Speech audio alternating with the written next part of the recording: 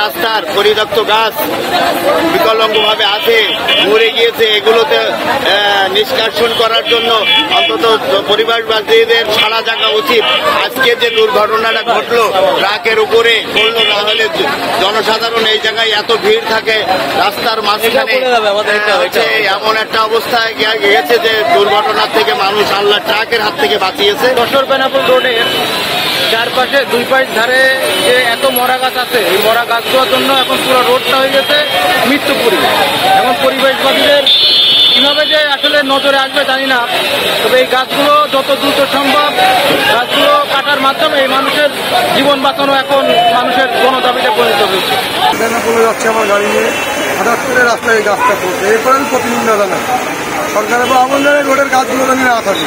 আমার মতো দুস্থ গরিব একটা মহাজন সেই বিপদগ্রস্ত, এরকম কে ড্রাইভার নেই, এর কেউ নাই, আমার যা আমারই দেখতে। সকালে আপনি জানেন যে এই জায়গাতে 10 মিনিট আগে আমাদের ঐতিহ্যবাহী বুড়িবাগান হাই স্কুলের সামনে একটি গাছ আমাদের চলন্ত একটি ট্রাকের মধ্যে পড়েছে, একজন আহত হয়েছে, সে আইতে প্রমত্তকরণ করেছে। তো আমি ঊর্ধ্বতন কর্তৃপক্ষের কাছে দৃষ্টি আকর্ষণ করব যে এই গাছগুলো দ্রুত অপসারণ করার ব্যবস্থা করুন। আমরা সাধারণ মানুষ খুবই বিপদে আছে এই গাছ।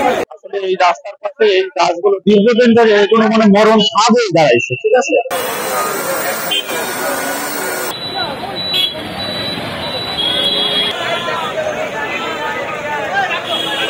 সানবিট সব দিবে সামাল।